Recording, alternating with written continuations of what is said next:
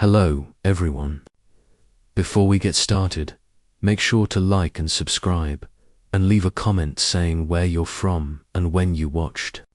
That way, YouTube will continue to show you stories like this. Now, let's get started. Asterisk, my name is David. I am just an ordinary programmer. My job is tied to computers and bright screens. I live alone in a small apartment on the outskirts of the city, where the only sounds of the wind and the streetlights coming through the windows are the sounds of the wind at night. Unbeknownst to anyone, I always carry a big hole in me, a crack that will never heal, the death of my sister, Anna. She died in a terrible accident in this way more than 10 years ago. Even though time has passed, Anna's image and smile remain in my memory like an indelible scar. Recently, I started experimenting with some emerging AI software. We have the ability to create images from text descriptions. At first, I just considered it a technological hobby. My friends on social networks often show off strange photos, from dreamy landscapes to imaginary objects that never existed. So one night, after finishing my work, I decided to test the tool's capabilities. I sat in front of the screen, entered some line commands. I asked the AI to generate a random face of a young woman, just to test it. The screen lit up, lines ran, and then the image began to appear. At first, I only saw a few faint lines. But when the image was completed, my heart was constantly pounding. Before my eyes was a face that was too familiar, deep, relaxed, long black eyes, a gentle smile. It was the face of Anna, my sister, who had died more than 10 years ago. I couldn't believe my eyes. I rushed into the program, then opened it again, entered new commands. This time, it was the mirror face of a stranger. But the result was the same. A blurry face, still Anna, still kissing that smile. But this time the eyes were full, as if looking straight at me, as if wanting to say something. I was sweating, my heart was pounding. My mind scrambled for a plausible explanation. Maybe the image data in the situation system matched my memory, or simply a coincidence. But deep down, I knew it wasn't a coincidence. That night, I barely slept. Every time I looked back, my sister's face appeared in the scene, like a living thread, but something was wrong. Anna's smile in the photo was no longer the gentle one I knew, but contained a different meaning, cold, visiting, like a waiting shadow. The next day, I tried again, hoping to prove to myself that it was all just my imagination. But the AI produced an original photo. Rest assured, I still saw vague details in the background behind his face. A dark room, silhouettes emerging, meticulous floating patterns. I ran, shaking, backing away from the desk. I told this story to a close colleague, Mark, who was also interested in technology. He laughed and told me I was imagining things, but I saw a hint of fear in his eyes, as if he also understood that there were things that could not be explained by logic. As time went on, I got more and more images. I started saving the AI-generated images. Each one was Anna, but slightly altered. The eyes were dimmer, the smile more crooked. Sometimes there were traces of darkness covering her face. I felt as if she was trying to convey some message from a place far away that I could not reach. A dark rain pattered outside the window, and I turned the program on again. This time the image made my blood freeze. Anna appeared, but her eyes were different, and below was a blurry line. "David, can you hear me?" I did not type any words other than the command description. Then, where would that line come from?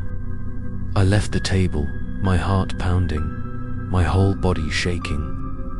I knew I had entered a realm that no longer belonged to technology or randomness. What I was facing was a fragile door between the world of the living and the darkness beyond. From then on, my apartment began to show unexpected signs. Flickering, the screen automatically turned on, emitting a whispering noise in the sound of rain. I began to hear a familiar voice every night, a sweet whisper but echoing as if from the bottom of nothingness. I knew it was Anna's voice. I was so scared, but at the same time, a part of me wanted to go further, wanted to know what was hidden behind those photos. Was it really my sister returning through this technology, or just a strange ghost force using her face to approach me? My story was just beginning, and I feared that the most terrifying horror stories had just begun. But I can't stop. I have to keep going. I have to find the truth, even if the price I pay might mean I can't ever go back.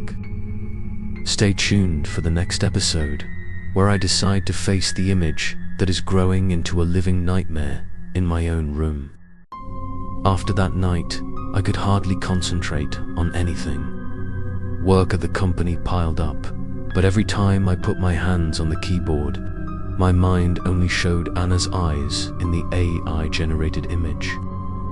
I tried to convince myself that it was just a coincidence. But the more I thought about it, the more I felt a thick layer of mystery surrounding me. And the answer was not that easy. Tonight, I decided to try again. I sat in front of the screen, the pale blue light dimmed, making the small room even colder.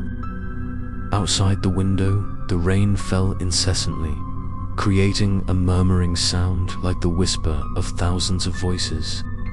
I opened the AI software, entered another command, create a random, completely new face image, not related to a woman but a strange man. When the image was complete, my blood froze. The screen still showed Anna's face. But this time, there was something else unknown. Her eyes were no longer open, but instead, and behind her were meticulous designs. I strained my eyes to see, my heart pounding so hard it felt like it was about to burst and throw punches. The blurry figures, like figures but not there, were standing behind Anna, head bowed, motionless. I jumped back, almost falling to the floor. I took out my phone and took a screenshot. In the photo, the blurry figures were clearer than on the real screen. There were at least 3 silhouettes, thin in style, faces unclear, but their eyes must have been following me through the photo. I was sweating, my hands shaking. I didn't turn off the computer all night. Every time the screen dimmed, I was afraid that when I turned it back on, it would show something more horrible. However, my curiosity grew. I wondered where Anna was trapped, and what were those shadowy people. Were they holding my sister, or was she leading them to me? The next day, I went to Mark, a close colleague. I showed him the photo. He looked at it for a long time, then frowned, his face pale. "David, this is not normal. This is no longer technology. There is something behind you that you should not touch." His words sent chills down my spine, but at the same time, they also stirred up even greater sadness. I started researching online, looking for similar ghost stories. To my surprise, I found many people who had recounted AI work creating images of deceased people. They described the faces of their loved ones present with surprising details. But what made me cringe were a few stories that said that later users encountered strange phenomena in their homes. Lights turning on and off, whispering noises in the night, and even shadows of the glass appearing before their eyes. I knew I had entered dangerous territory, but instead of stopping, I wanted to dig deeper. I wanted to know why Anna, and not anyone else, appeared. I didn't believe that this was just a coincidence. There had to be a connection between me, the AI, and the other world. The next night, I prepared carefully. I turned off all the lights in the house, just to get the brightness back from the screen. I turned on the program, entered the command, "Please show me where my sister is." I didn't know why I wrote that, but my fingers typed on the keyboard unconsciously, as if someone was guiding me. As the image gradually increased, I felt my whole body tremble. On the screen was no longer Anna's face, but a dark room. The walls were covered with dust, the windows were closed. In the middle of the room was an old wooden chair, and Anna was sitting on it. Her eyes were kind, her hands were loose, comfortably covering half of her face. Behind her, the thin people appeared again, this time clearer. One of them approached, put his hand on her shoulder. I screamed. The gold coins turned off. But as soon as the screen went black, I heard a whispering noise in my room. A familiar, weak voice. "David, help me." I froze. My heart stopped. I sat there, frozen. The room was dark. Only the sound of rain tapping outside the window. One knew clearly what I was facing was not a merger. It was a door that had opened, and I had already stepped through. I felt like I was being drawn into a real ghost story. A ghost living right in this apartment. From the moment I solved it, I knew I wouldn't be able to turn back. What was coming would be more terrifying, and I wasn't sure if I had the strength to resist. Stay tuned for the next episode, when I first faced the invisible object that was hovering around this room. I sat in the darkness, my ears still ringing with the faint whisper that had just come from the off-screen. On the contrary, I felt heavy, as if someone was tense. I never thought I would hear Anna's voice again, even for a moment, but it wasn't my imagination. It was too real, too clear, as if she was standing right behind me. I turned around, looked around the room. There was only darkness, familiar objects, and the sound of rain falling outside the window, but the feeling of someone still present. I ran, holding my phone to shine the flashlight, panning everywhere, but couldn't find anything. So where did that voice come from? Or was the main room I was sitting in already prepared by some invisible layer of darkness? Night, I couldn't sleep. Every time I opened my eyes, the scene of the old room that AI had drawn appeared in my head. The fang wall, the wooden design, Anna sitting motionless, the shadows behind her. I saw a connection between his apartment and mine. I began to wonder, if I continued, would I find where she was keeping it? The next day, I went to work, but my mind was completely confused. Mark looked at me, shook his head, said I looked like someone who hadn't slept in days. I didn't tell him everything, just showed him the latest photo.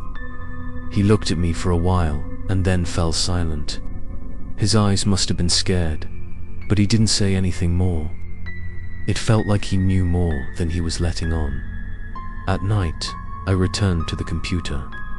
I couldn't help but feel the danger gnawing at me. I entered a new command, "Show me who's behind my sister." As I typed that line, I felt goosebumps all over my body, but I didn't stop. The screen grew larger. The lines became clearer. I saw Anna sitting on the chair, breathing heavily. But this time, one of the shadows behind her was clearer. It was a tall, thin man, his face still obscured in the darkness. Only his bright white eyes were clear. The level put his hand on Anna's shoulder, and from the corner of his lips faintly seemed to flash a stray kiss. I felt my room suddenly cold. His breath was white smoke, even though the air conditioner was still off. I shivered, turned off the program, but those bright white eyes were still in the depths of my mind, as if locked into every corner of the apartment. That night, when I tried to fall asleep, a strange sound rang out. Not the sound of rain, not the sound of wind, but footsteps. Slow, heavy footsteps, echoing right in the hallway of my house. I held my breath, listening. The footsteps got closer and closer, then stopped right in front of my door. I looked at the door. Please press it again. No one entered the door, but there was a faint shadow on the window cracked below the action light. I shouted, turning on all the lights in the room. When I looked back, the shadow disappeared, and the room returned to silence. But I knew it was not an illusion. Something had happened to me from the AI image, and it was standing right in front of my room. I called Mark, told him everything, but he was silent. After a while he said, "David, you are going into something uncontrollable. Stop. You have to stop before it is too late." But how could I stop when Anna's main voice was calling out, begging me for help? The day passed in anxiety, and in the image, I was no longer myself. Every sound, every shadow in the room was rewarding. I was scared, but at the same time, a final urge to return to the screen, as if there was an invisible hand guiding me. The next night, I sat in front of the computer again. I typed the command with a trembling hand. "Tell me what my sister wants." As the image appeared, Anna rubbed her face. Her eyes opened and looked straight at me. On her lips, a faint line appeared, "Follow me." As soon as I finished reading, I heard a knock on the door 3 times in a row, lingering. I froze, not moving. The apartment fell into silence after that, but I knew, clearly, something secondary had entered my life, and it was not easy to leave. I felt that this story was just beginning, and the most haunting stories of horror were still waiting ahead. Stay tuned for the next episode, where I decided to open the door to the darkness, where Anna was waiting for me in the distorted image of AI. I sat motionless, pressed against the special silence of the apartment. The knocking had stopped, but the echoes still echoed in my head, like taps on my mind. I knew I wasn't imagining it. Dad knocked, firmly, clearly, right after the screen showed "Follow me." My heart was pounding, and a fear spread through my body. My bedroom door was closed, but through the crack of light from the hallway, I could still find something vague. There was no one standing there, but the pressure felt like something was approaching. I clutched the phone, my hand running to where I'd dropped it. I wanted to call Mark right then, but another fear crept in. If I called, would something hear and come in? I lived deeply, trying to calm myself. I opened the entire apartment, white light shining through every corner. Everything was normal, nothing had changed. But I knew clearly the apartment did not belong to me. A cold, invisible layer of air was creeping everywhere, as if I were living with another entity. I tried to sleep, but every time my eyes and ears heard strange sounds. Distant whispers, the sound of something being dragged on the floor, and sometimes a knock on the door, slow and heavy. I opened my eyes. My breath was foul. I felt like I was stuck in an endless loop. The next morning, I decided to tell Mark everything. I told him in detail about the knock on the door, about the image on the screen, about the voice calling my name. He was silent for a long time, then said, "David, you don't understand. There are doors that, once opened, cannot be closed. AI is just a desire. It is the pain and darkness in you that makes it come true." I looked at him, feeling that there was a truth in those words that he did not want to explain at night. I stopped sitting in front of the screen again. I knew I was losing the field, but curiosity overcame my fear. I entered the command, "Show me who entered the door." At this moment, my heart was pounding, and my palms were sweating. The screen lit up. A dark hallway appeared, similar to the hallway of my apartment. My room door opened gently, and a pale blue light emerged from the crack. Behind the door, a person stood still. His whole body was pitch black, his face unclear. I felt dry. My heart felt like it had fallen to the bottom of the abyss. The image the AI drew was the scene right outside the room I was sitting in. I immediately turned off the program, rushed to the main door and opened it. The hallway was quiet, no one. But right on the floor, I saw wet footprints, as if someone had just stepped out of the rain and wind outside. I backed away, ran, and closed the door. Those footprints led straight to the front of my apartment, and then disappeared. That night, I did not sleep. I sat against the wall, my eyes glued to the door. Softly, I heard a soft knock, as if someone was waiting for me to open it. I knew it was no longer on the screen. Something had crossed the line, reaching right where I was living. The feeling of being watched grew stronger as time went by. My phone lit up, displaying unsent messages. Each message had only one word. Open. The laptop started up, the screen showing Anna's face, but this time her eyes were no longer gentle. We were cold, distant, as if containing a soul that did not belong to her. I was no longer sure of anything. Hello, was it really Anna trying to contact me, or was it just another entity using her face to lure me? But deep down, I knew one thing. The door was open, and it would not close easily. I wondered, if I did, opened the door tonight, what would happen? Have I really met my sister again, or will I face a dark world where no one can return? Fear is tearing me apart, but the whispering urge follow her still echoes in my head.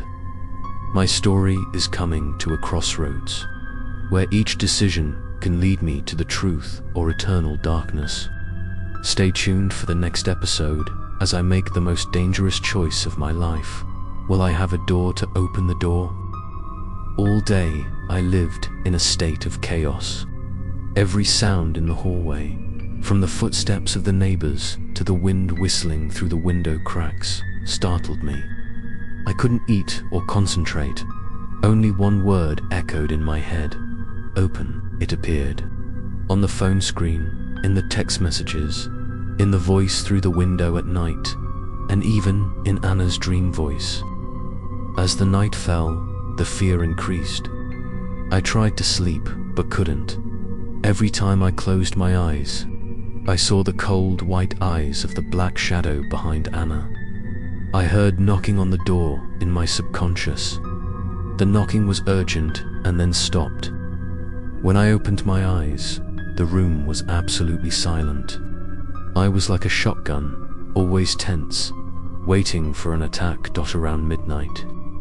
The computer screen suddenly turned on, even though I had turned it off.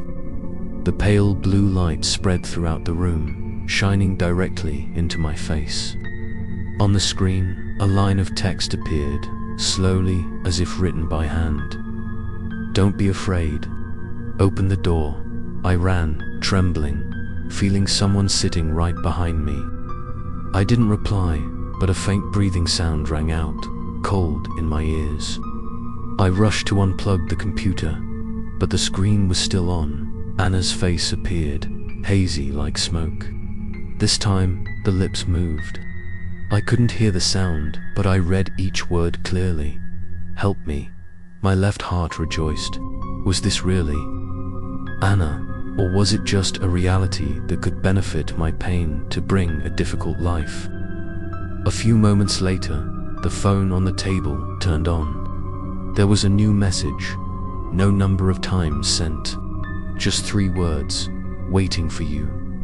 I growled at the screen, my hand feeling cold. Just then, the knocking sound rang again. 3 times, strong, urgent. I almost fell to the floor. The door opened in rhythm, as if someone used their whole hand to finish. I gathered all my courage and approached the door. I didn't open it, just pressed my ear against it. Outside, it was quiet, but then a whisper sounded right next to my ear. "David." I jumped back, screaming loudly. My heart felt like it was breaking. The voice was Anna's, but it echoed, lingered, as if it was coming from a faraway place that wasn't part of this world. The room was in chaos. Lightning flashed on and off. Darkness and light intertwined, making it impossible for me to distinguish between reality. The laptop turned on again, the screen showing the old dark room. Anna sitting on the chair, this time comfortably, her eyes staring blankly at me. Behind her, a tall, thin black figure with bright white eyes was standing next to me, as if she had just whispered in my ear.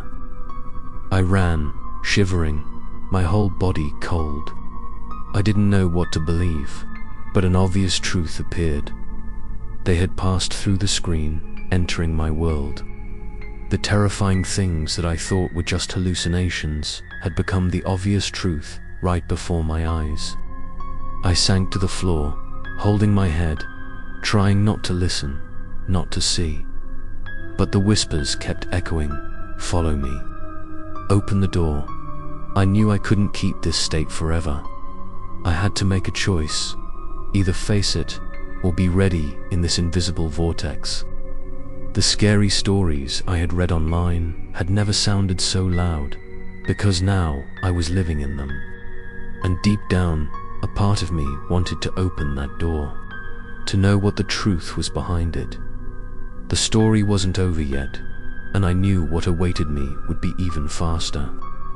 Stay tuned for the next episode, where I was forced to face the shadow behind the door and make a fateful decision for myself. I began to realize that I was no longer in control of my life.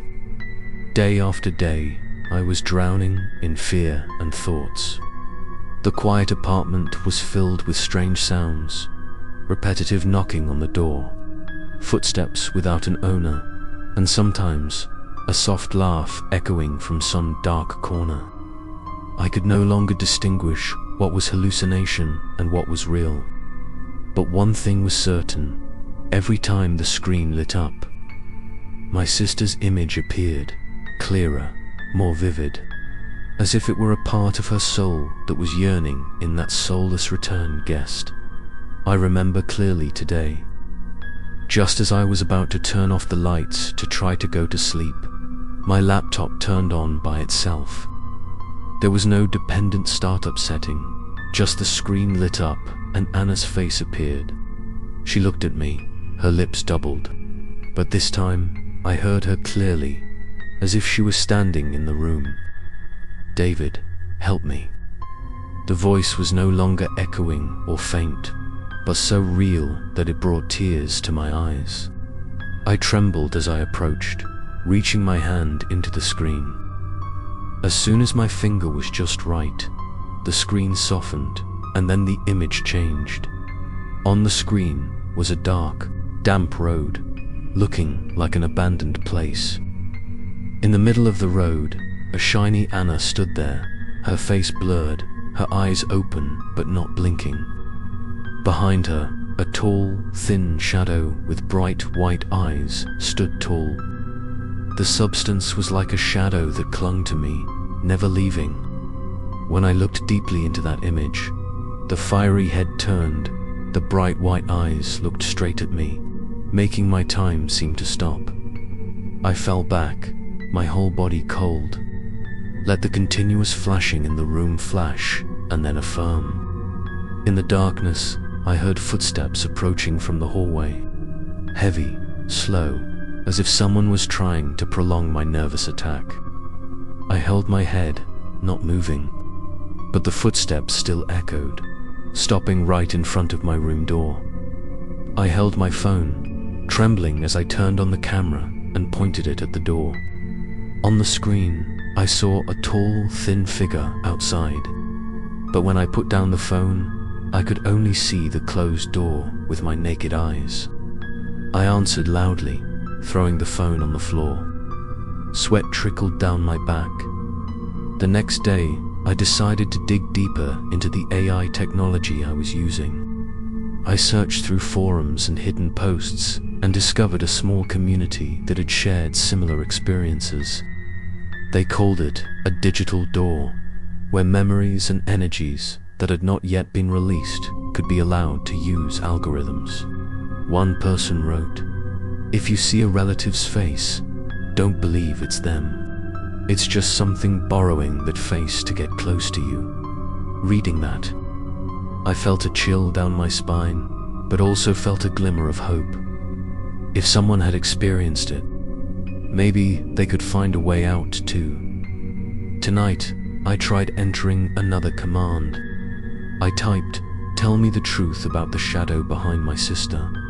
The screen brightened, the image appeared. It was an apartment. The wall was covered with wounds.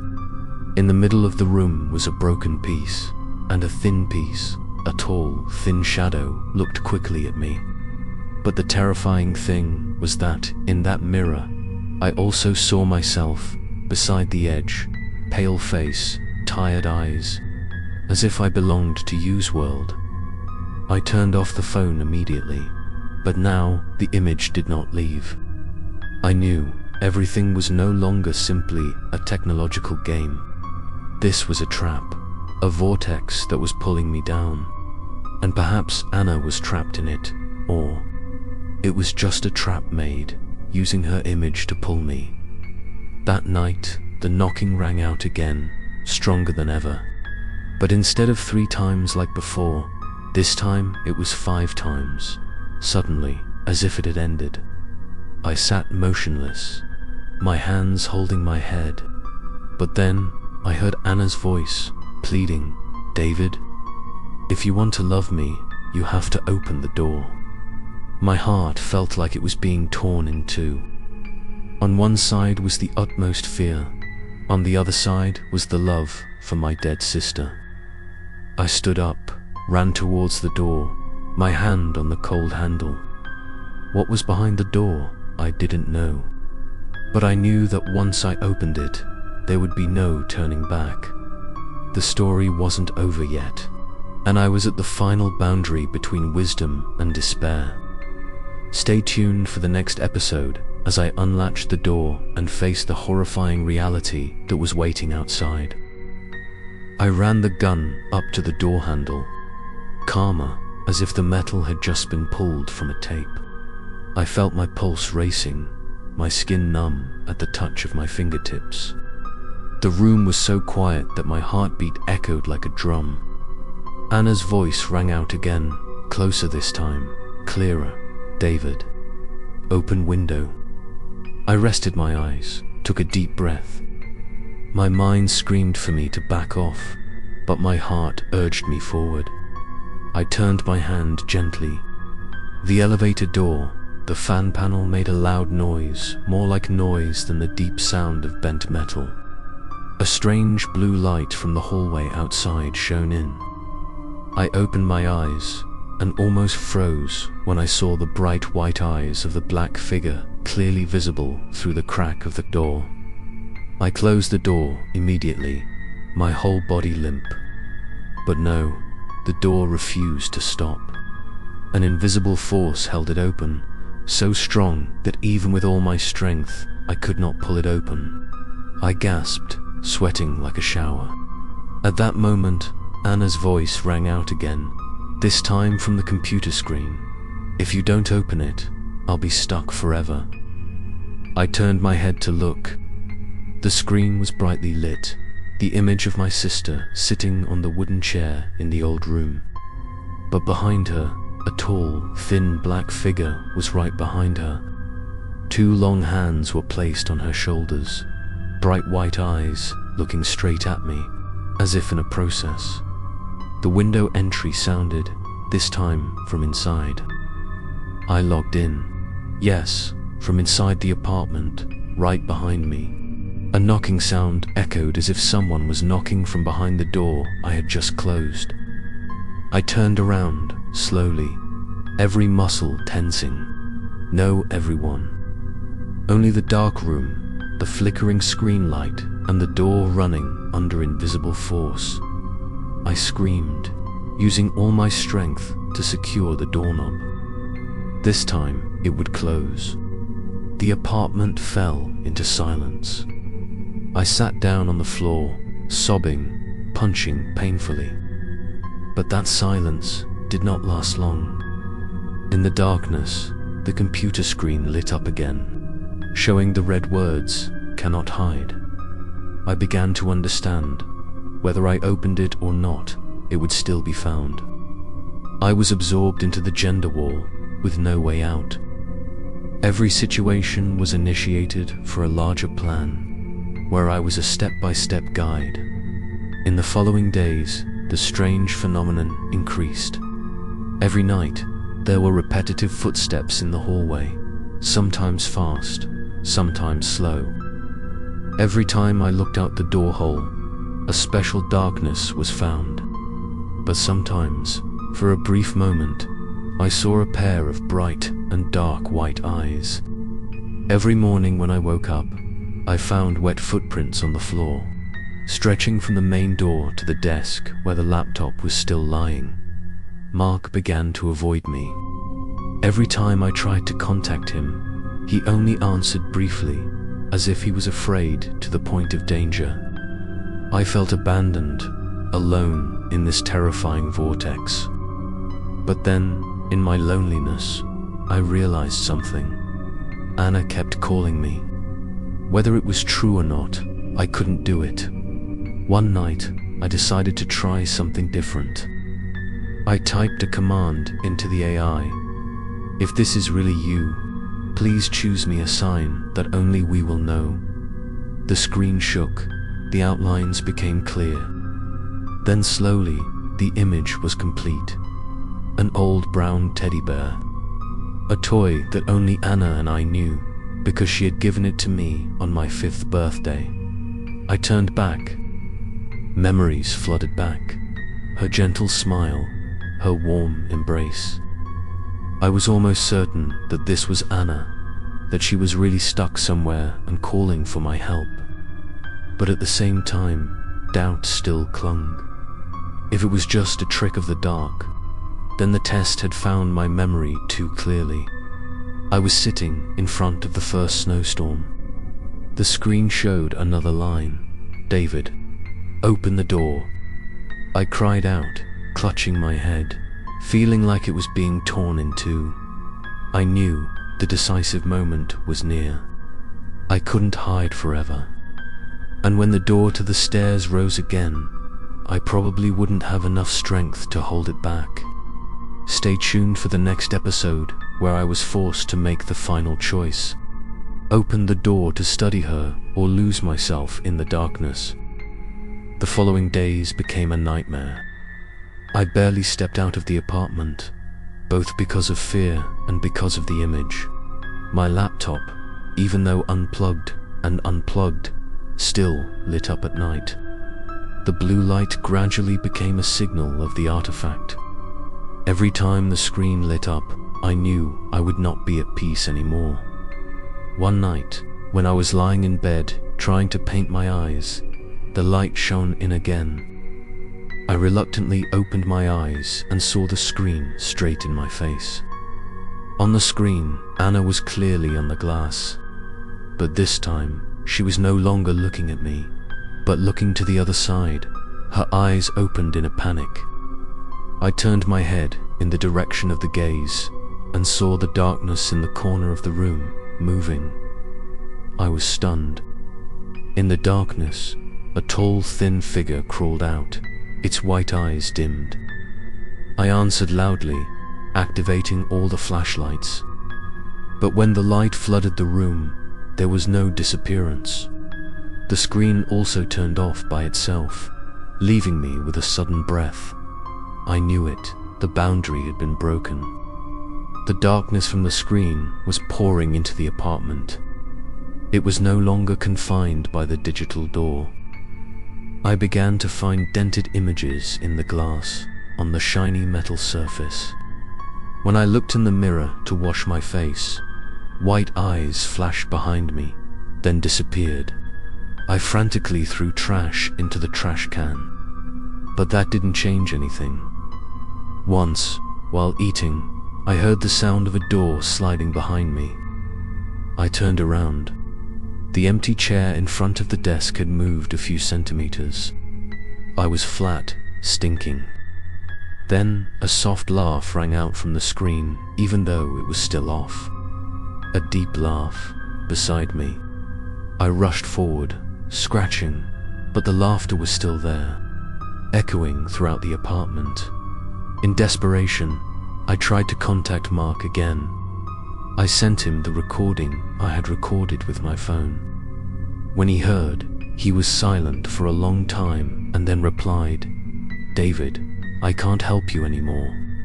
If you really want to live, leave that place now." But I knew I couldn't leave. I would go anywhere on Tuesday. And most of all, Anna was still waiting for me. The next night I typed in the command, "Where are you now?" The screen lit up. An image of a long hallway appeared, with doors on both sides half-half. At the end of the hallway, Anna stood there, her hand reaching towards me, her mouth moving. "Come here." My heart beat faster. But as soon as I focused on the image, a tall, thin, black figure came from behind, placing her hand on her shoulder. The white eyes of the tornado looked straight at me through the screen, making my whole body tremble at that moment. Long footsteps sounded in the apartment. I looked around, realizing that the sound was not coming from the screen, but from the hallway outside the door. Those footsteps were getting closer, beat by beat. I was writing to the limit, almost thinking. The room was cold, the air was smoky, and the darkness seemed to thicken. I felt like I was trapped in a trap, where all the exits led in the same direction, facing the ignition. And it was like the fire was playing, enjoying my fear bit by bit. I knew it couldn't last any longer. If I didn't find a way to end it, I would be completely finished. But how? By opening the door or destroying the laptop? Both could mean death. In a moment of despair, I heard Anna's voice again, weak but clear. "David, I love you." I burst into tears, holding my head. I knew I couldn't leave her, whether it was the truth or just an ignition trap. And so, I decided, next night, I would face it head on. No matter the outcome, I must know the final truth. Stay tuned for the next episode where I prepare to ritualize any monster to call my sister's name and face what is lurking in the screen and behind the door. But in the days after I entered the command, images and messages kept appearing on the screen. I could hardly see anything normally. The night had returned to a blue light and a dark vision, and I knew I was talking to a world that was not human. I really wanted to end it, but I couldn't. The day the ritual was about to begin, I felt like I could shake. I put down a long board like a small stick on the board, picked up my belongings, kept a piece of paper with Anna that only I knew, the old brown ball, a wicker basket of our little green hat, a bunch of hats that I threw away. I wanted a real understanding, a strong feeling to make sure that it was the right one to stay. I put the laptop on a wooden board, put the screen on, charged the battery, and turned off all other devices. I composed a simple command, but assured, or appeared a mysterious understanding, and I only knew. When I pressed enter, the screen only lit up, the letters ran by, and the image appeared. Anna sat on an old wooden chair. In her hand was a brown ball. The password was not clear, but her hand held the ball like a dot. My heart listened again. The other circles were not long. The black shadow stuck from the screen. The silent frame met with another room, a scene I had never been to. I saw a closed window, a wall of animal seeds. Anna sat still, like a person turned into an object. On her 6 limbs, the high black shadow made her mind and heart shrink to her shoulders. Her face flashed terribly. Her white eyes were big like 2 black flowers. I felt as if something was behind my lungs, looking over my shoulder, standing still. I had a fleeting thought that if it was the real her, she was being caught, she was still hoping for me. If it was something else, then that other thing had learned my memories and beliefs to deceive me. The more I thought about it, the more my heart was torn. I couldn't sleep at night. I researched the AI techniques I had used, searched through all the articles and announcements on the forum, but that information was like a piece of help. Many people volunteered to do similar experiments and encountered some strange phenomena. Many people said that if a spirit or a force wanted to speak, it could appear through data, using images that the living were familiar with to approach. The mentality was to use personal memories as a means to believe. I didn't want to believe, but I still couldn't resist. Next, I prepared a ritual to call her name. I knew I was leading myself and dangerously, but if there was a way to help her out of this hell, I had to take it. I gathered some things to do together: a memory tower, a wick that the 2 of us shared, an old circular paper. I put everything on the board, lit it with a small lamp, and made a small circle around the laptop. I sat still, pink, with a series of simple prayers. Anna, if this is you, if there is only a map, or give me a head to understand what the thick text is. I did not know what would happen, but I hoped and hoped for 2 strong responses. 6 minutes later, the laptop screen lit up. The image that appeared was no longer a simple picture. Anna sat there. Her hands were still, but this time her shoulder lit up a small letter. A message that only I knew. The garlic. How could I resist the tears when I saw this precious relic fall from this gentle body? My heart stopped. A dear word, a call from the past. I could not bear it. My whole heart was sad. But the problem was not there. From the screen, a voice rang out. Not a laugh anymore, but a question. Open the door. I heard it as if it were about to burst into flames. The green light spread throughout the room, and my heart was as close as a rock. I was about to cross the smart area, but a part of me still wanted to save her. I walked to the window, the purpose unclear, to see if there was anyone outside or if there was just a message on the 6 screens. When I dreamed of the door, the corridor was white. No one sang. There was only water to buy a dress on the floor and a small foot, as if someone had just walked by. I turned back. The laptop screen was still lit.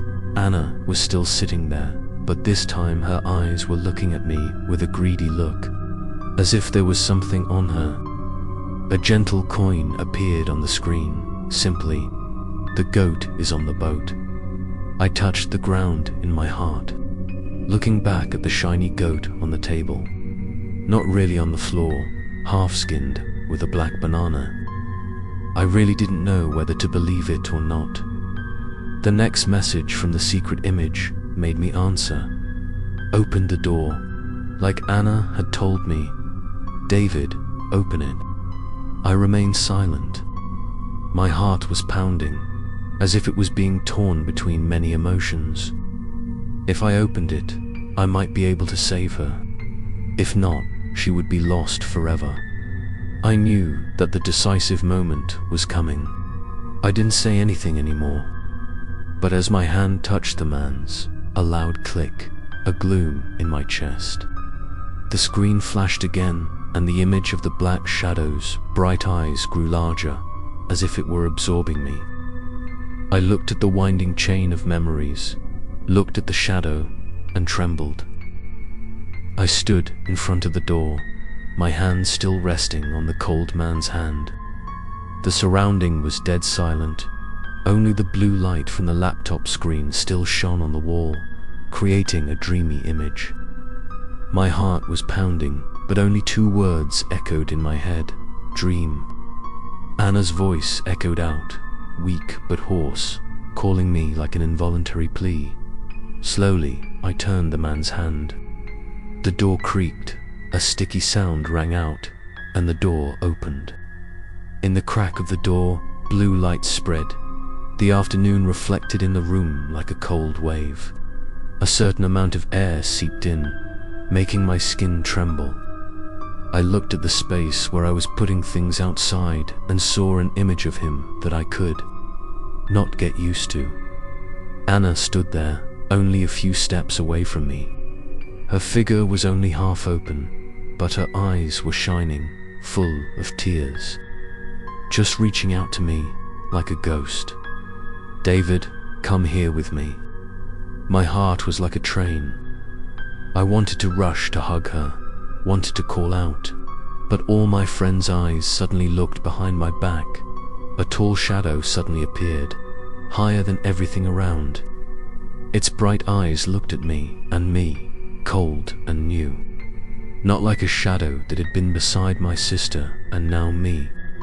I felt like my limbs were paralyzed. I could no longer control my body.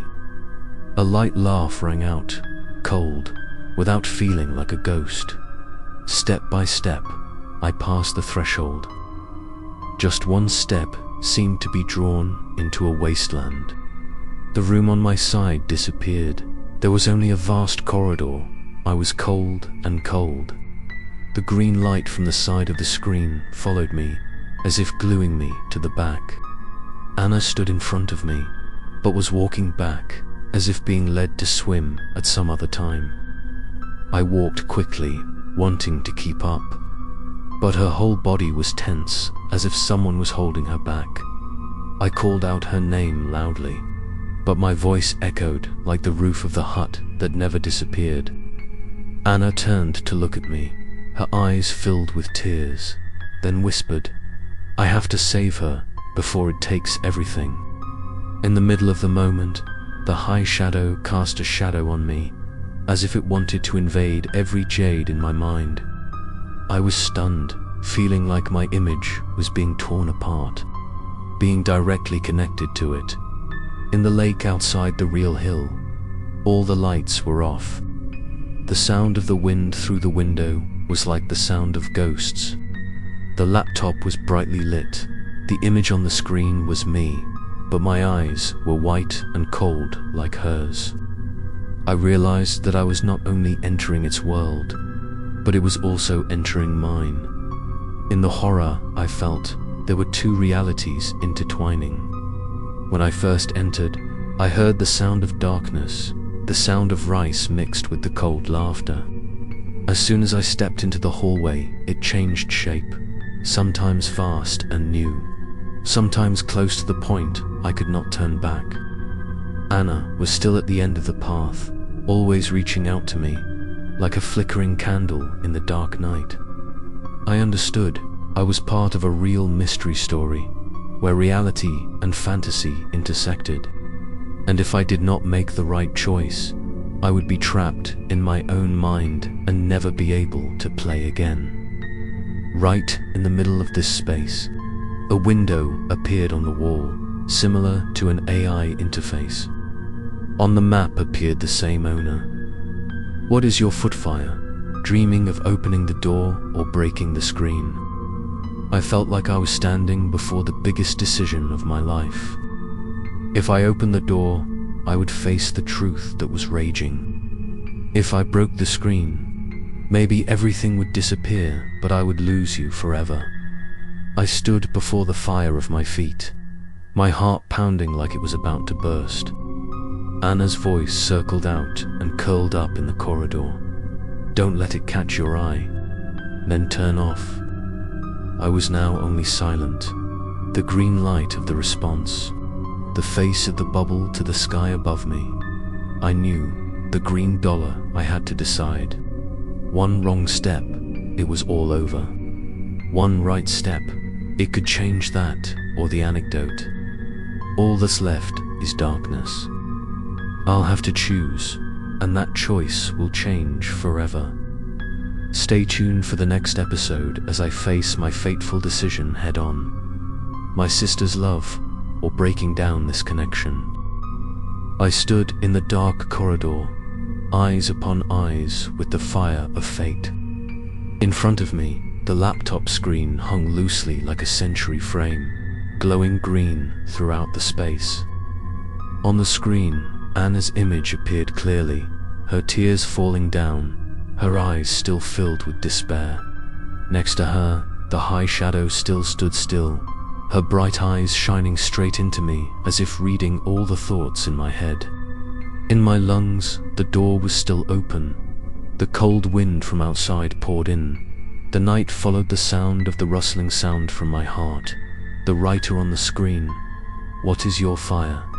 A dream of an invisible fire. My heart was pounding, all thoughts and memories swirled. Anna's likeness came back. You didn't let it steal your eyes. I turned back to look at the door. My heart was pounding as if it wanted to burst out of my chest. The other side is the truth, but also a lie. If I step out, I can fight her again, but I can also be stuck in my circle with no way out. The screen in front of me is a combination of technology and spirit. If I step on it, maybe everything will end. But it also means saying goodbye to Anna forever. I am like being stuck between two directions. The whole body is stiff and in a martial state. The left hand is placed on the south side of the door. The right hand is holding the new bowl next to it for protection. Grave or break into. Love and reason, the gravity map, the image on the screen changes. Anna suddenly sits down, hugging the old ball, trying to find the object that will haunt me.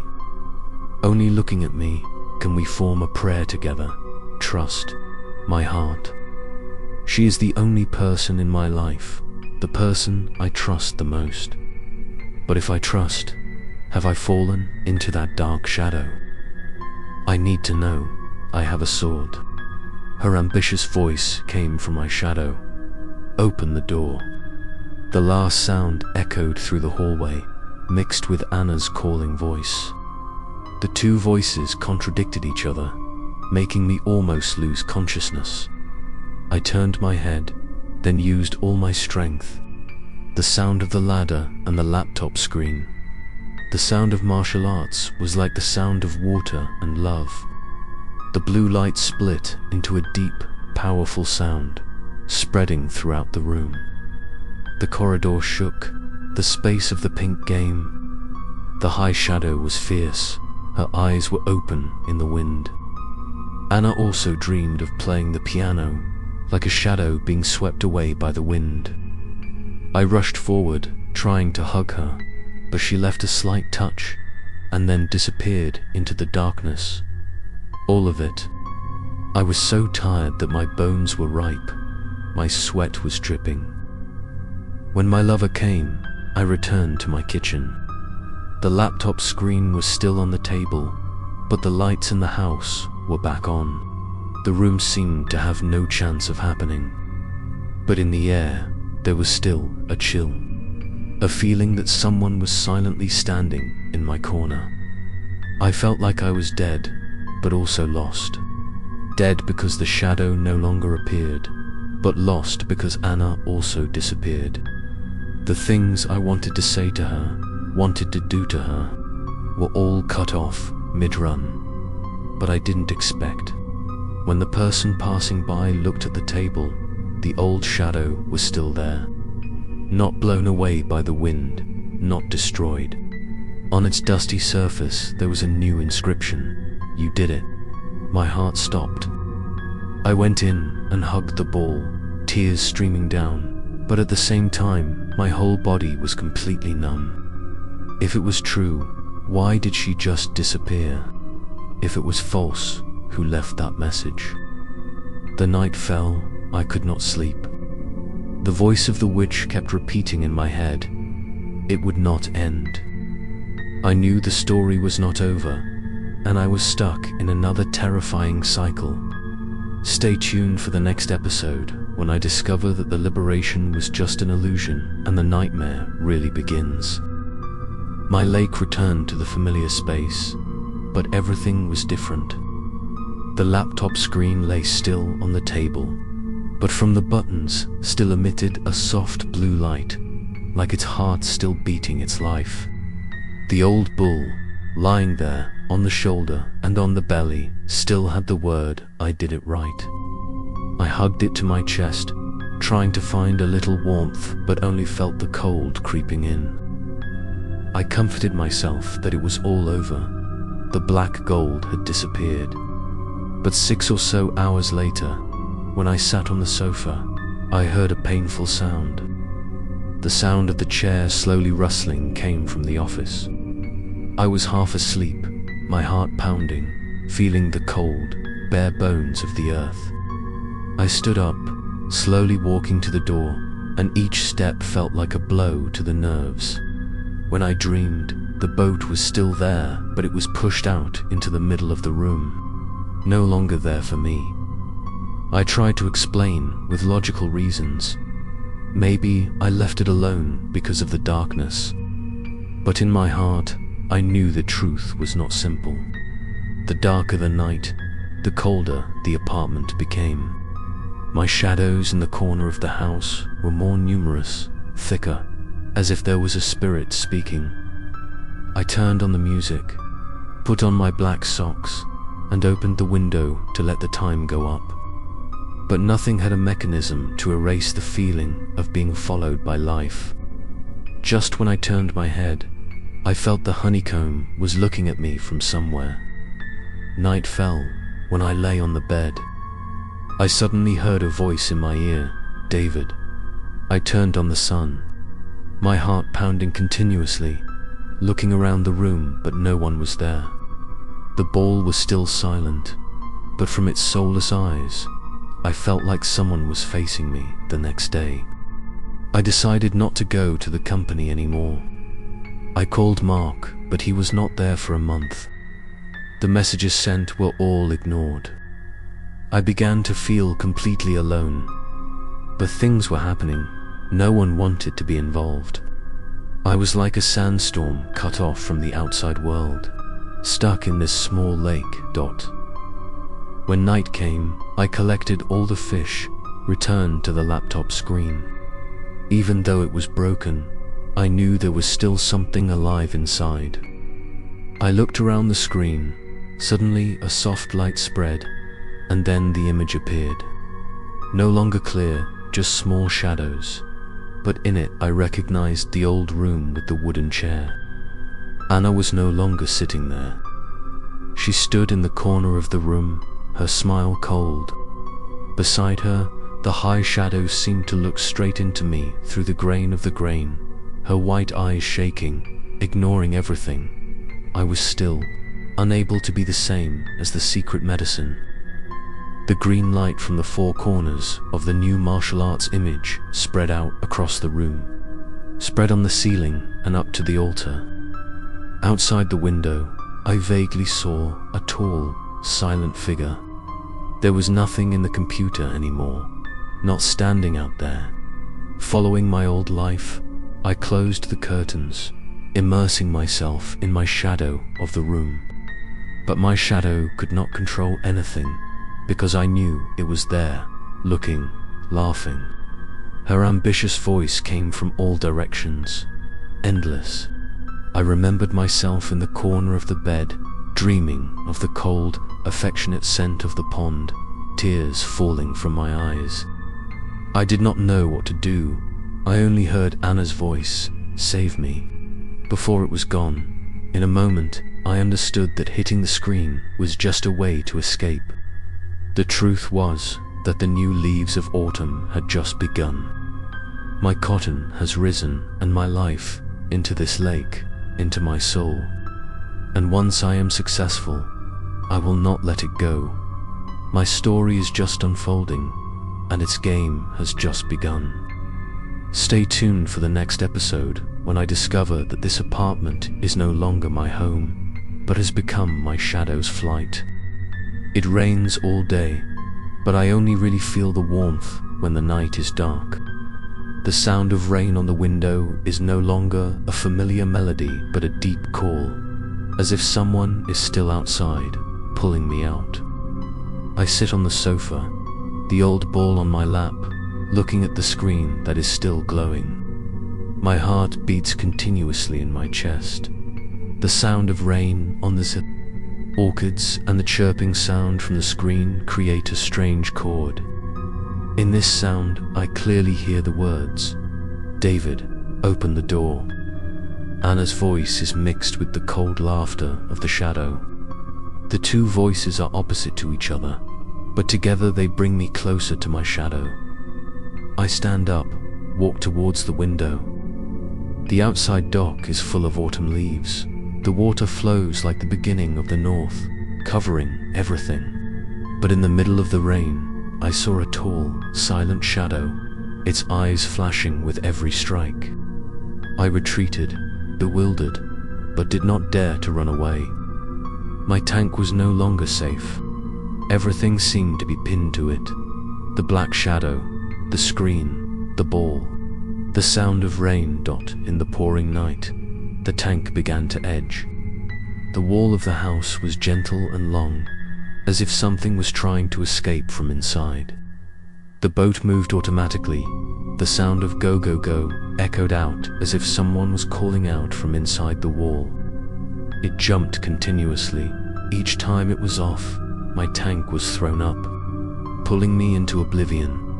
I curled up in my legs, trying to cover my eyes. But the sound of the rain from the canal kept entering my ears like a prayer book. The more I listened, the more I realized there was a sound of tears, a hoarse call. Anna's voice drifted through the sound of rain, a small voice. I have to save my sister. I no longer knew what to believe. If it was her, why was there always a tall shadow beside her? If it wasn't her, then that person had tried to deceive me, using my memories and emotions as a lie. My eyes were filled with tears. All the feelings swirled in the bay. Suddenly, the laptop screen lit up, showing another image. This time, it wasn't the apartment, but my own apartment, but transformed. The ceiling had turned into a 10-foot high ceiling. The walls were like a water tower. The windows were wide open to infinity. Outside, the rain was gone. It was just a thought that I came to. In the middle of my body, the high shadow suddenly entered. This time clearly looking at the face, and the face was as if crushed. I was plain, no longer able to feel anything. But the white eyes were shaking like the day I left the screen. My scent was my grandmother's, so my grandmother bought it. I unconsciously walked forward. I walked as if I was being controlled. When my hand touched the window glass, the rain stopped. The plain space was in a daze. The call circled up the coil. You can't be round. I always remind myself that I'm at home, that everything is just an illusion. But nothing is the same anymore. The need is not mine. The purchase is not a real purchase. The new thing has turned into a trowel. My grandmother is tied to my shadow without a voice. I understand the new thing has just begun. The real me is opening its face, replaced by a carved version that is being controlled by the sound and this shadow of mine. And once I completely lose control, I will be nothing more than a shadow in a dark world. The story is not over yet, and my life has just entered a new phase of terror. Stay tuned for the next episode when I realize that the apartment is completely boarded up and the calls from the sky gradually turn into the sound of people's voices. I clearly understood that the child was in his lake, but everything around him was no longer the same. The wall ran like pearl skin through a crowded foot. The floor seemed to move, endlessly long and then narrowed. The dense air flew in the air. Nothing was broken and stepped on the ground. The green light from the laptop screen was still spreading, like a heart that was beating in the darkness. The old bull sat on the boat, but its soulless eyes seemed to have life. As soon as I moved, it turned, not by movement, but by feeling. Looking at it, I saw my shadow in the dark eyes, and next to it was a tall, dark shadow smiling gently. I jumped, my heart pounding, but there was no safe place to run. The voice of the town continued to speak around. The green leaves of Anna, the green leaves of the cold lung, the green leaves with the sound of the unknown, like the hours of the hut in the 4 directions behind. Every sound awakened my memories. The glue brought me closer to my heart. I felt like I was not only in the house anymore, but was being locked in a parallel world. Everything inside was gone. I tried to open the door to run outside, but the door only led to another corridor. The long corridor was so long that I almost lost my sight, and on the wall were streams of water running like tear stains. I ran, but with every step, the sound of rain and the sound of the sand came from the back. When I turned back, the lake was dark. Only the corridor was endless. In despair, I rushed back to the screen. The pictures on the map were of no help. This time, I replaced a carved version of myself, sitting in the corner of the room, eyes wide open, a cold smile. The image seemed to represent my future so clearly that I could not find a way out. I wanted to hit it again, but could not. The new memory had become part of this space. I took the ball, pressed it to my heart, hoping it would be Anna's last sign. But in a moment, on the ball circle appeared a new word: no home. My heart was torn. The word was like a plate, that everything I had known had disappeared. I was only stuck in a ball of my shadow. Inside there was no word as the sky passed. The surrounding things changed shape. The wall of the house was made of copper, was burned, and then it opened, creating shapes like mop heads and hands.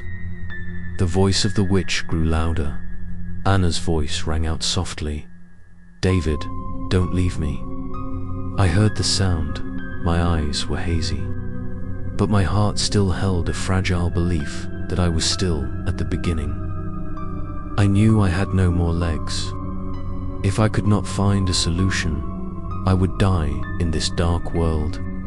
But when I remembered Anna, I continued walking. A cold feeling spread out, as if someone was following me every step. Every time I closed my eyes, I saw the high shadow getting closer, the white eyes shining across the corridor. I understood. It was not possible to leave the border, but I was trapped in its world. The only thing I needed was a place to live, a flight. And now, I had nowhere to return to. My story has gone beyond the limits of reality, and every step I take is closer to the ending I want. Stay tuned for the next episode when I find out this hallway is just a layer of clothing and what lies behind. The frame is much more terrifying. I walked on the vast corridor. No laughter, no head.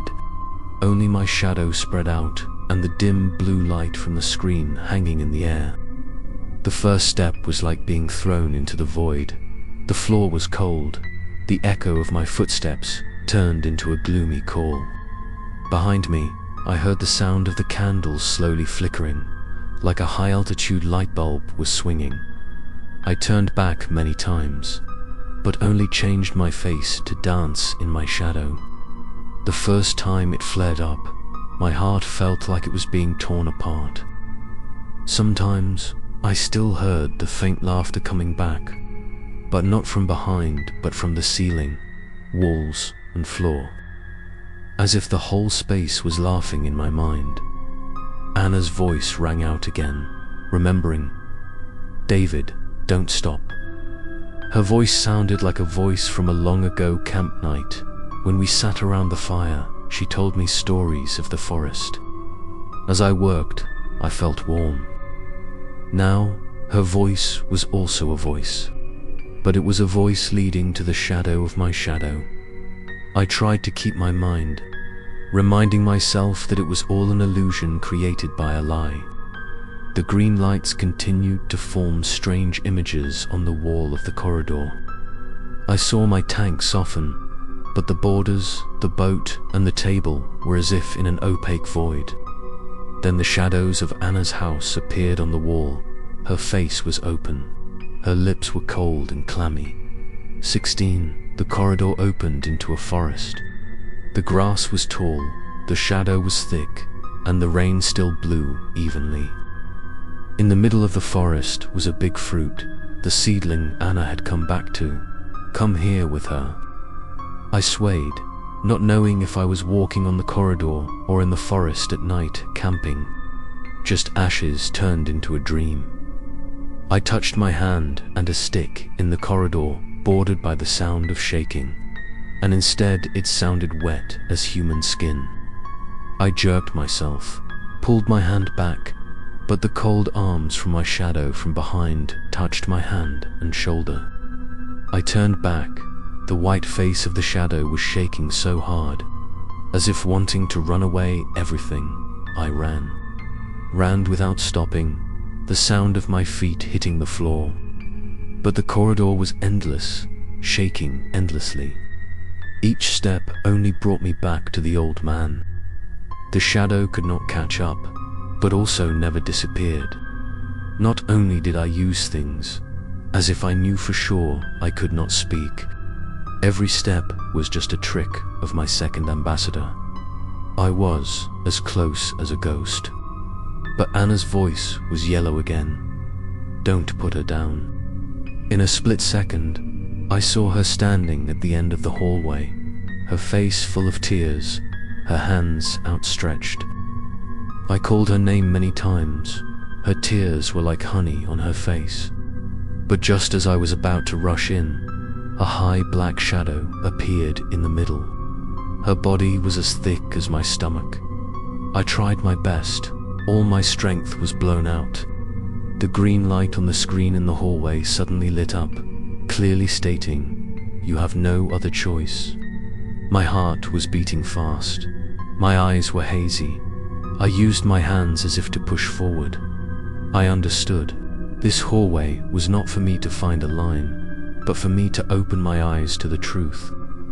The first time I had been here was just a small part of a long journey, and the ending was still waiting ahead.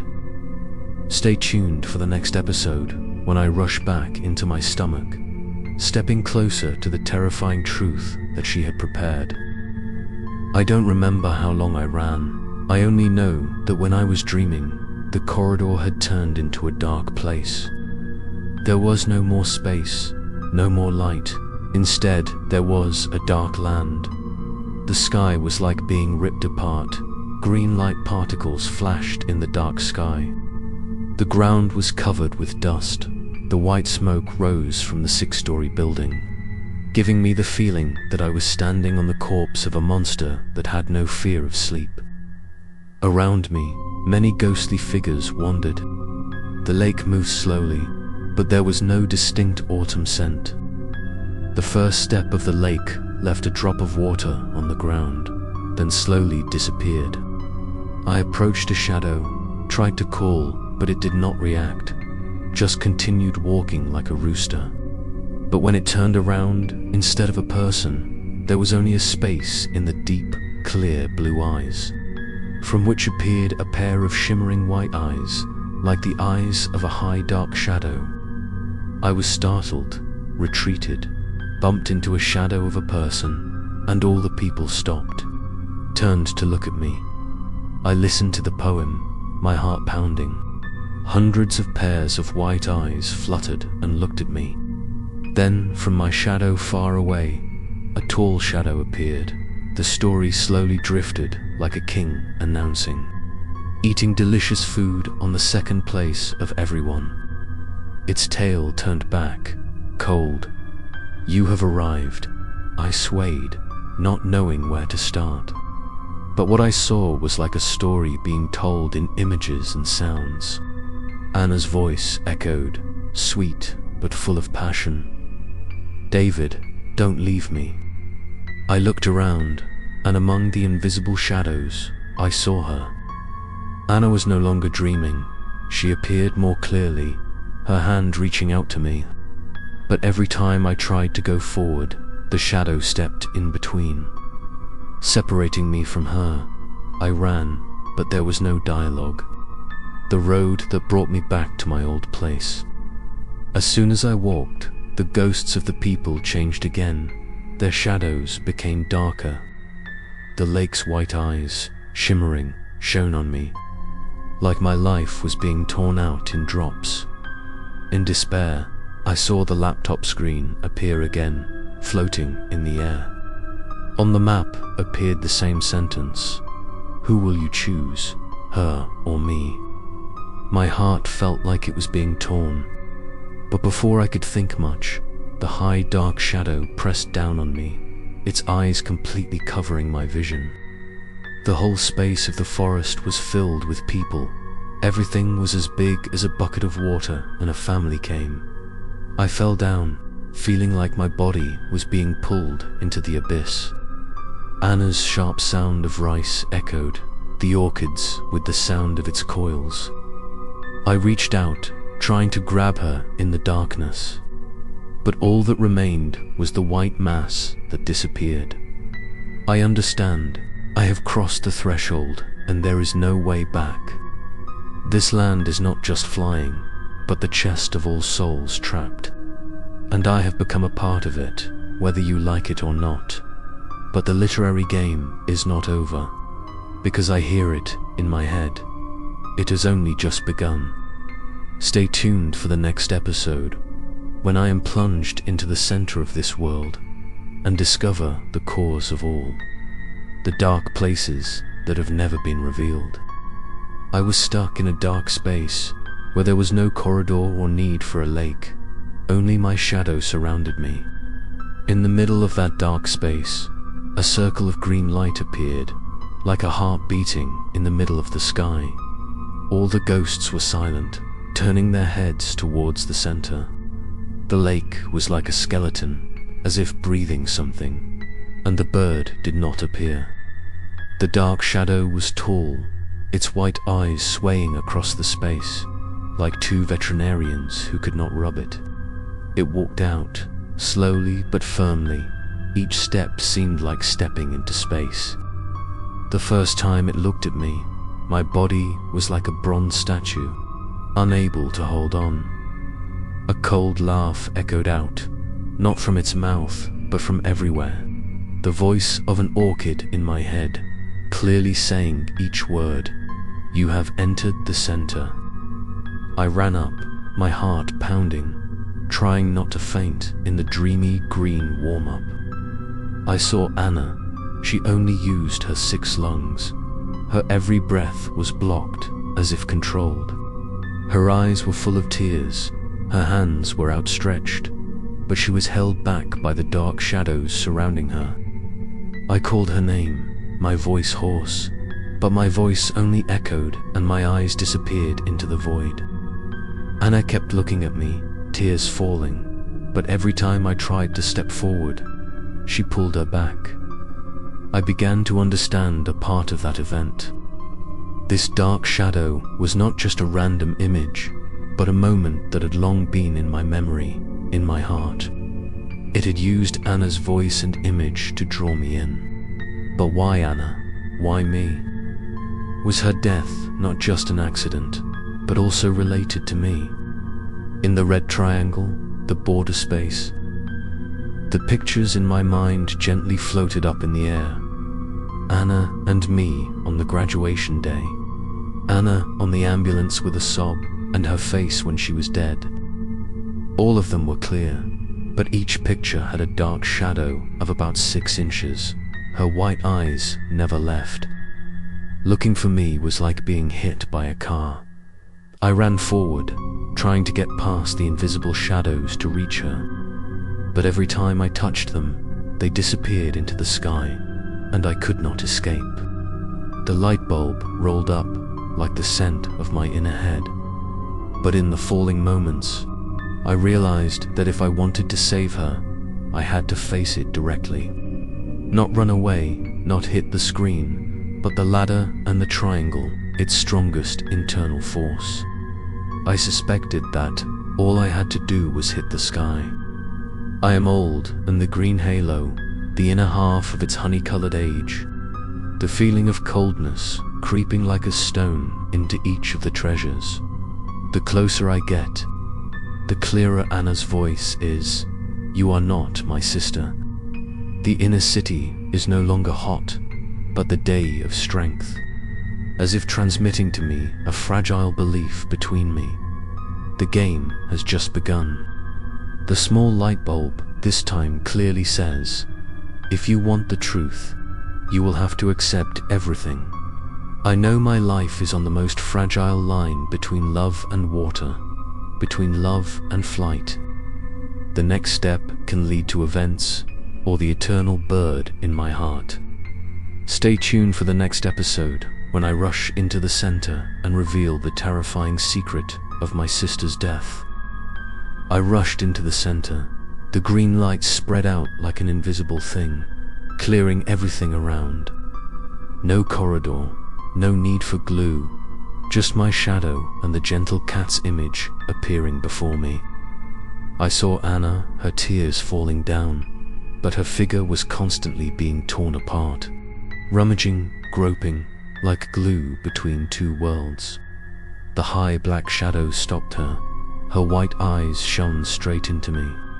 Her cold smile, do you want the truth or liberation? All around, the fragments of memories flew away.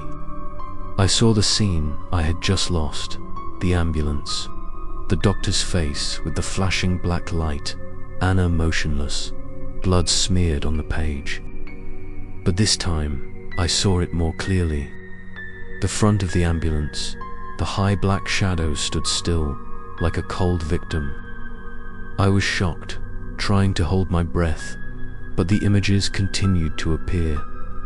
The memory of the game that day. I was at the outside station, calling repeatedly but couldn't make it.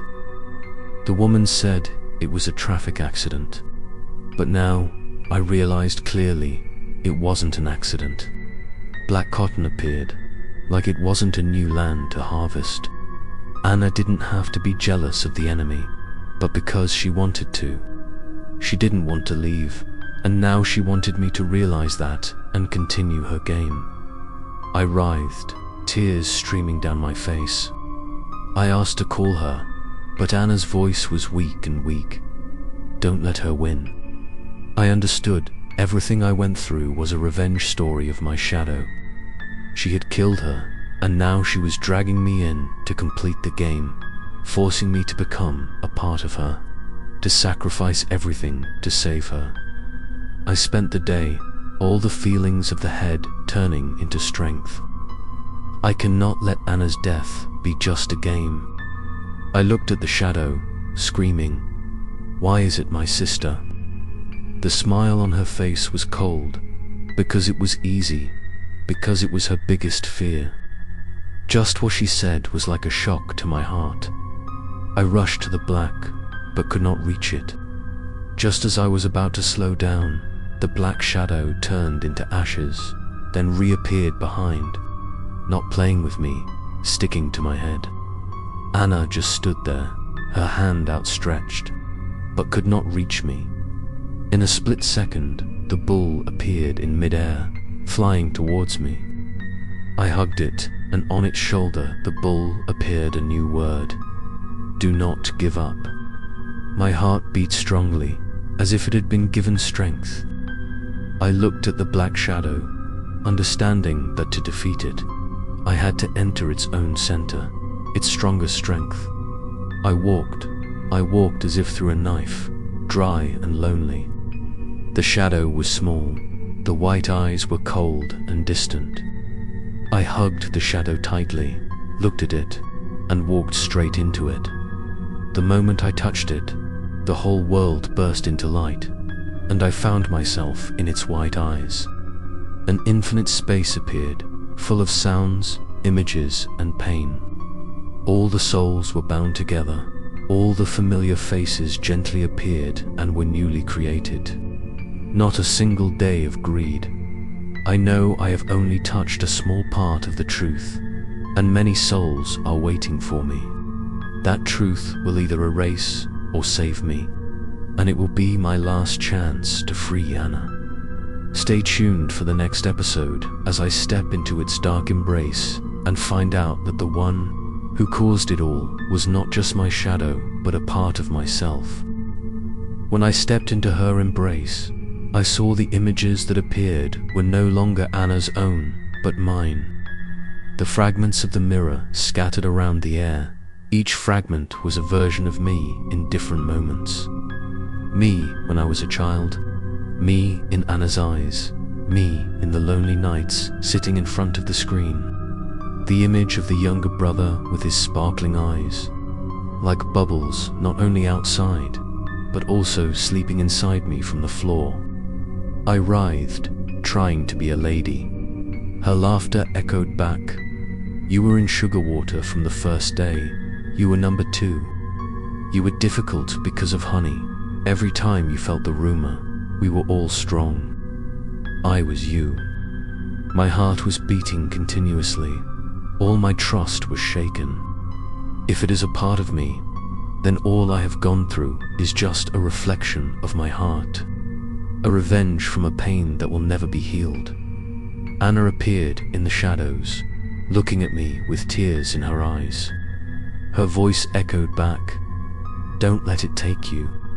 She was like a mouthful in the abyss, reminding me that I am still a fool. The shadows were tall. The white eyes grew closer, and her voice was fierce. "If you want to save her, accept that I am a part of you." I ran up, feeling as if my body was being torn in two.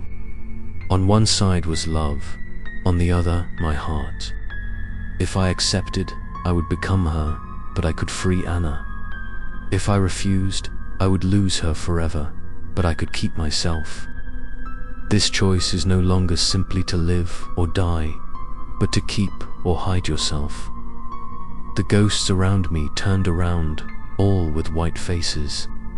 They all said in unison, "Use the hoe, use the hoe."